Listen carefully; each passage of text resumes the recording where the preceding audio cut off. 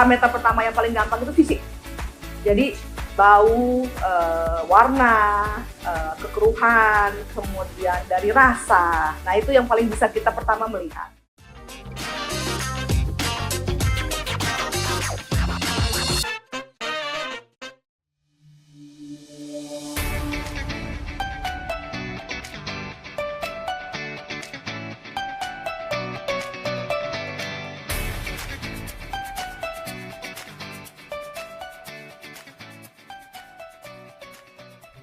Apakah air bersih layak dikonsumsi di Jakarta? Bagaimana cara melihat air yang layak dikonsumsi di Jakarta? Bersama saya Aulia Sarvina di program Ngobrol Tengah Hari. Kali ini kita akan membahas kualitas air yang layak dan aman dikonsumsi bagi masyarakat Jakarta. Dan yang paling menarik, kita akan melihat instalasi pengolahan air atau IPA Mobile Dinas Sumber Daya Air DKI Jakarta.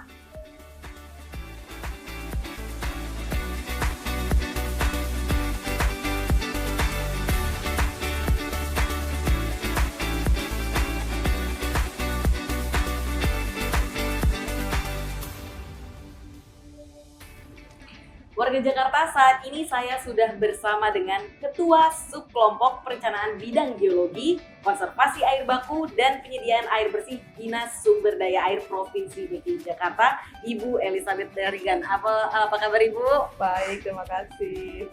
Nah, kita akan ngobrol langsung seperti apa dan bagaimana air layak dikonsumsi warga Jakarta dan bagaimana upaya Pemprov DKI Jakarta dan Dinas Sumber Daya Air mengendalikan air layak dikonsumsi.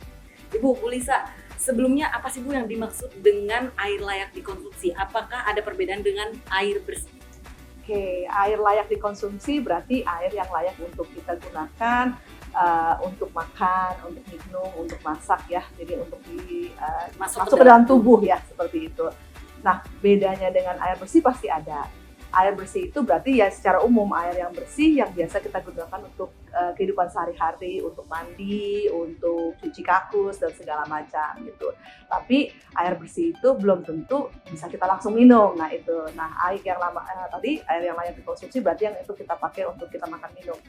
Nah itu perbedaannya dan apa yang membedakannya jelas berarti ada parameter, ada baku mutu ya yang kita sebut, yang harus membedakan dan menjadi patokan kita bagaimana menyebut air itu sebagai layak dikonsumsi.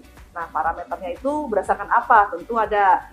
Jadi sudah ada ketetapannya, yaitu berdasarkan peraturan Permenkes, Peraturan Menteri Kesehatan Nomor 2 Tahun 2023 tentang kesehatan lingkungan. Nah, ini di situ diuraikan mengenai parameter-parameter yang harus kita penuhi untuk bisa menyebut air itu apakah dia hanya air bersih atau air yang aman untuk dikonsumsi. Nah Bu, bagaimana target Pemprov DKI Jakarta untuk memenuhi kebutuhan air yang layak dan dikonsumsi warga Jakarta? Oke, jadi sebenarnya secara general ya, khusus di Jakarta itu memang kebutuhan kita akan air bersih itu secara umum bisa dipenuhi dengan berbagai macam sumber. Masyarakat ada yang memenuhi untuk kebutuhan air bersih sehari-harinya mengenai sumber air tanah, tapi ada juga yang melalui pelayanan operator kita, PDAM, Pamjaya di DKI Jakarta melalui jaringan perpipaan. Nah, yang ingin dipastikan oleh Pemprov DKI Jakarta itu adalah air yang memenuhi kualitas tadi. Air yang memenuhi kualitas tadi, yang layak tadi itu. Jadi ada 3 tadi kan parameternya, secara fisika, jadi secara kasat mata. Kedua, secara kimia. Nah itu secara kandungan di dalamnya itu nggak bisa tuh kita ngelihat, harus melalui tes di lab. Dan mikrobiologi, jadi apakah ada mikroba biologi yang di dalamnya gitu. Kita bisa memenuhi itu melalui pengolahan, dan pengolahan itu yang kemudian dikelola oleh DKI Jakarta melalui Pamjaya. Nah target kita adalah untuk bisa memenuhi itu adalah meningkatkan pelayanan Pamjaya di kita, operator Pamjaya kita, supaya tercapai ke seluruh masyarakat di Jakarta, sehingga masyarakat bisa meyakini bahwa air yang diterima mereka memiliki kualitas yang baik. Tapi tadi seperti saya bilang, masyarakat saat ini masih memenuhi melalui sumber lain air tanah. Nah masalahnya air tanah itu secara kasat mata kita bisa lihat, tapi secara kualitas dalamnya itu loh gitu, bahasa sehari-hari jeroannya itu, dalamnya itu iya dalamnya itu kita nggak bisa melihat, dan pemerintah nggak bisa meyakini bahwa itu layak dikonsumsi. langsung dikonsumsi ya gitu untuk kebutuhan sehari-hari ya. Nah, sebenarnya tugas kami kan adalah meyakinkan bahwa masyarakat mendapatkan yang terbaik ya. Nah, itu jadi yaitu melalui peningkatan perpipaan, penyediaan air minum secara perpipaan jaringan. Nah, mungkin masyarakat juga menggunakan AMDK, air minum dalam kemasan, tapi kan harga, ada juga masalah harga, kemampuan masyarakat. Ya, jadi pemerintah berusaha untuk memenuhi itu. Kualitas tercapai, supply-nya cukup, harganya juga cocok bagi masyarakat. Nah, itu. Jadi kita meningkatkan situ. Nah, Bu Lisa, Bu, akhir-akhir ini kita sedang mengalami global climate change ya, Bu. Apakah perubahan iklim di Jakarta sendiri menjadi hal yang berpengaruh terhadap penyediaan air untuk masyarakat Jakarta? Global climate change itu kan perubahan iklim ya di dunia secara menyeluruh akibat terjadinya perubahan pada cuaca, perubahan pada iklim secara keseluruhan. Yang salah satunya itu yang paling kita rasakannya adalah musim panas, musim hujan itu jadi mabaliet ya kalau orang Jawa ngomong gitu ya, Sunda ngomong. Jadi kacau gitu. Nah, ini yang harus kita perhatikan efeknya terhadap terhadap hujan. Nah, hujan itu kenapa sebagai apa? Karena hujan itu turun ke bumi menjadi sumber yang mengisi tampungan-tampungan air kita. Nah, itu yang akan mempengaruhi suplai air, dipengaruhi oleh cukupnya air di dalam tampungan-tampungan sumber-sumber kita, waduk-waduk kita, sungai-sungai kita, atau tidak. Kalau tidak cukup, otomatis suplai berkurang. Otomatis itu yang akan jadi masalah, termasuk di air tanah kita. Air banyak, tapi air yang berkualitas itu sedikit, karena harus melalui pengolahan. Air yang berkualitas terpengaruh dari yaitu musim yang datang dengan hujan yang datang dari musim tersebut. Nah, Bu, bahayanya apa ya, Bu, jika air yang tidak memenuhi syarat layak dikonsumsi bagi masyarakat itu, terutama bagi anak-anak dan lansia itu bagaimana, Bu? Apa bahayanya apa? Oke, semua yang kita konsumsi pasti akan berpengaruh terhadap kesehatan. Air itu adalah utama. Manusia tidak bisa hidup tanpa air ya. Bisa nggak makan pizza sebulan bisa gitu, tapi nggak minum air itu nggak bisa. Nggak bisa. Akibatnya apa? Air itu mengatur segala sesuatu metabolisme kemampuan tubuh kita, baik dia dalam kesehatan, menyembuhkan diri, menumbuhkan manusia dan segala macamnya. Sehingga kualitas air yang bagus itu sangat berpengaruh besar sekali terhadap kesehatan. Yaitu diantaranya dia bisa kalau airnya tidak bagus ya sakit diare paling umum kita kenalnya kan gitu. Itu secara kasat mata, begitu airnya nggak sehat itu sakit perut. Nah itu kan. Nah tapi yang lain-lain itu dia mempengaruhi kinerja dalam kita. Nah itu paling pengaruh. Selain dia kalau bisa kita pakai sehari-hari ya bisa menimbulkan penyakit kulit dan segala macam. Lansia dan anak-anak itu adalah dua kelompok yang paling rentan. Kenapa? Ini masalah kekebalan tubuh, kemampuan tubuh. Anak-anak belum memiliki kekebalan yang paripurna, lansia sudah menurun kekebalannya. Makanya mereka menjadi dua kelompok yang sangat rentan terhadap kualitas dari air, terhadap penyakit-penyakit yang ditimbulkan oleh air tersebut. Dan kalau dalam balita bisa menyebabkan stunting.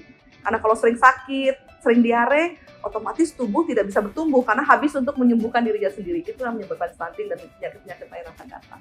Berarti air bersih ini sangat berpengaruh dengan terhadap balita-balita yang stunting juga ya, Bu ya? Iya, itu menjadi salah satu aspek yang menjadi suatu pertimbangan atau menjadi suatu intervensi yang penyediaan air bersih dalam kasus stunting di Indonesia. Ya, dan itu juga menjadi program nasional ya, menjadi salah satu prioritas dari nasional yang turunkan juga ke kebijakan di daerah kita ini.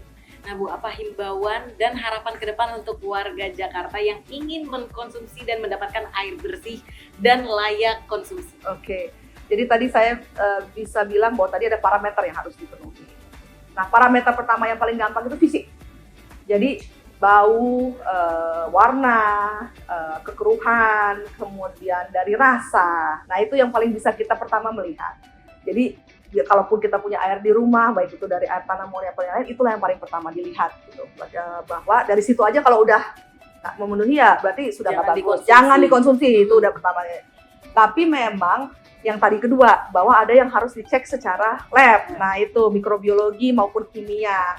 Jadi yang kita bisa yakinkan itu adalah bahwa itu melalui pengolahan. Nah melalui pengolahan itu ya tadi saya bilang, kalau dari pemerintah kita disediakan melalui operator kita Pamjaya, jaringan perpipaan. Nah itulah upaya kita agar masyarakat itu supaya lebih yakin terhadap kualitas. Ya kalau memang sudah tersambung dengan Pamjaya ya kita inilah memakai air yang dari karena itu lebih bisa dijamin karena pembeliannya dicek tiap hari.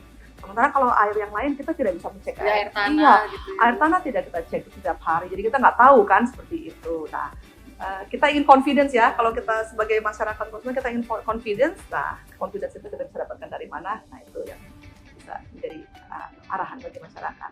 Oke. Ibu Lisa, terima kasih atas waktu dan informasi yang telah diberikan ya Bu. Sama-sama, terima kasih juga. Nah, warga Jakarta, Dinas Sumber Daya Air DKI Jakarta memiliki IPA Mobile untuk melayani kebutuhan masyarakat agar mendapat air layak konsumsi dan pastinya bersih. Bagaimana alatnya? Yuk kita lihat alat IPA Mobile di Setu Babakan.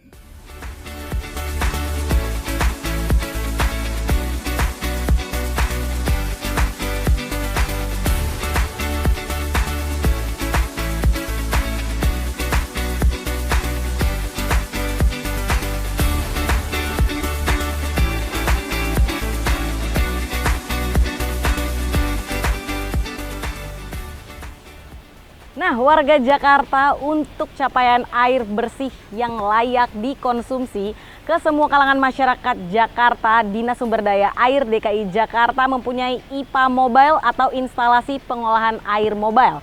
Sekarang saya sudah di lokasi IPA Setu Babakan untuk mengetahui bagaimana fungsi dan cara kerjanya. Yuk ikuti saya.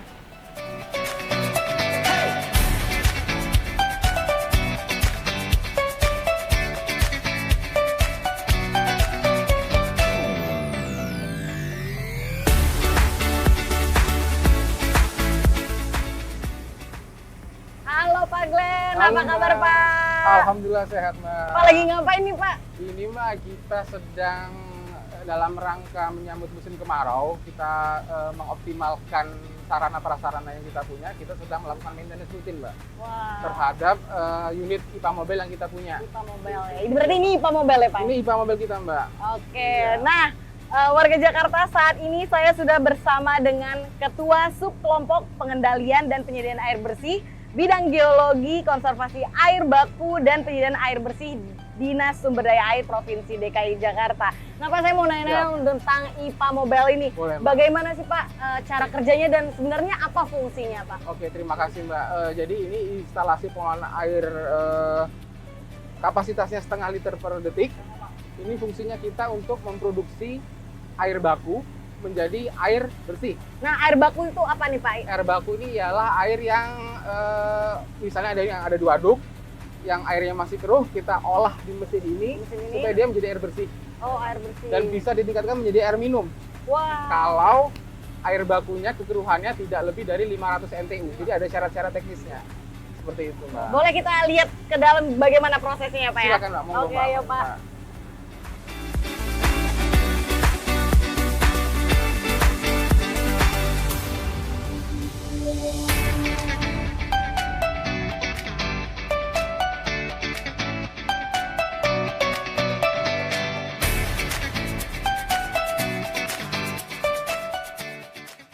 Bagaimana Pak proses dari awal dari air baku menjadi air layak konsumsi gimana? Oke, terima kasih. Ini kita contohnya kita sedang ngambil air di Setu Babakan, Mbak.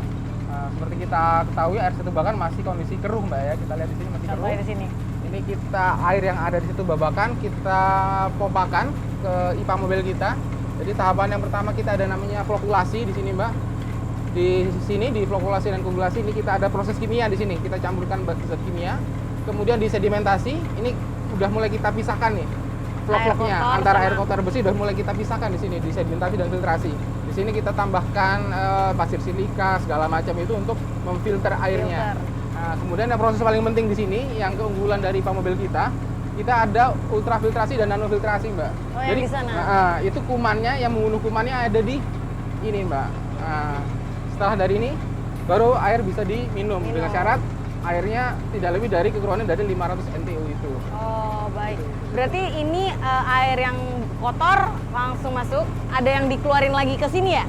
Ya, ada yang dibuang lagi. Dibuang lagi, ini yang dibuang adalah air kotor atau air gimana?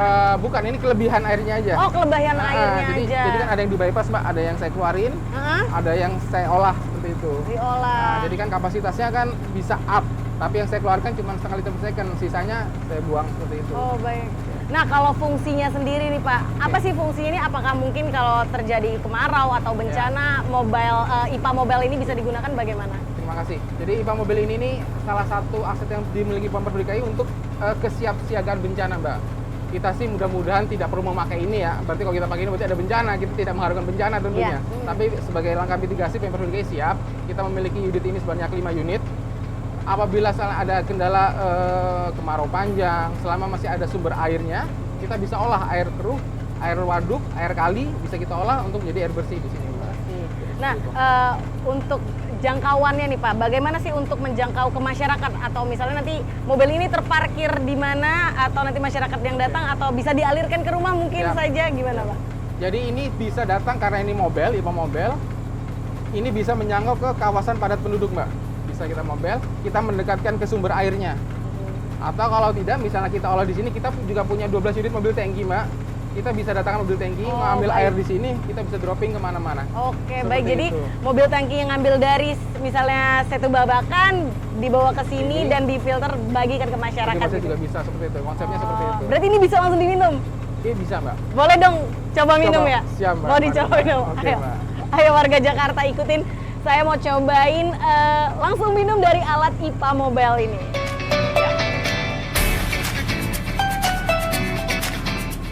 Ya, ini Mbak nih yang tadi saya bilang, ini hasil akhir dari proses IPA Mobile kita. Ini yang siap minum, Mbak. Wah, coba. Yang saya coba dulu, Mbak ya. Boleh, Pak. Wah, airnya bening Airnya banget. jernih, seperti air isi ulang biasa. Wah, seger juga sih kayaknya ya. Mau coba, Mbak? Boleh ya, kita coba ini. Tuh. Ini air dari Setu Babakan nih. Bisa sebersih ini dengan cuma menggunakan IPA Mobile ini ya, Pak. Iya, tuh. Coba minum.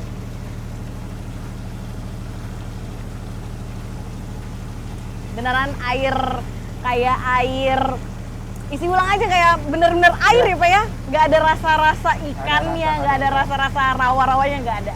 Wah, keren nih Pak. Pak, di sini ada standar untuk air keluarnya, bagaimana pH-nya atau gimana Pak? Ya.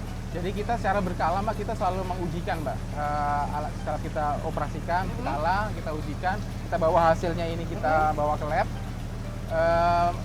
Ini alat IPA Mobile ini didesain dengan kriterianya sesuai dengan Permenkes 49 2010 memang, Mbak. Waktu itu kita bangun tahun 2001, itu untuk standar air minum, Permenkes 492 tahun 2010, seperti itu. Kita desain dengan parameter kriteria desainnya seperti itu. Jadi ini standar untuk air minum memang. Memang standar air minum? Ya, dengan syarat air masukannya seperti yang tadi saya bilang ya, kekeruannya tidak lebih dari 5 ml. Oh, Pak, untuk di Jakarta sendiri, apakah IPA Mobile ini sudah berapa unit Pak sekarang? Kita punya ada yang seperti ini, yang lengkap dengan sampai UF tadi, ultrafiltrasi kita ada 5 unit. Dan ada juga 1 unit yang tidak ada ultrafiltrasinya, hanya untuk air bersihnya saja. Air bersihnya saja, berarti Jadi yang total ada 6 unit. 6 unit. Apa nanti ada mau rencana ditambah unit nggak Pak?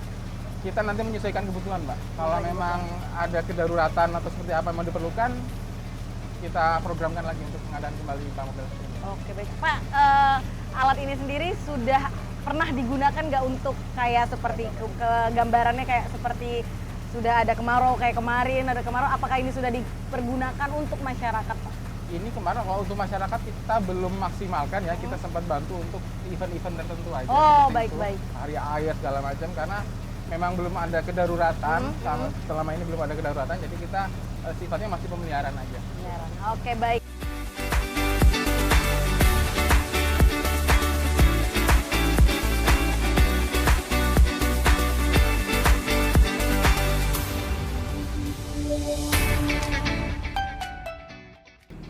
Kita berharap program-program dan inisiatif yang telah direncanakan oleh Pemprov DKI Jakarta dan Dinas Sumber Daya Air DKI Jakarta dapat berjalan dengan lancar dan memberikan dampak positif bagi seluruh warga Jakarta.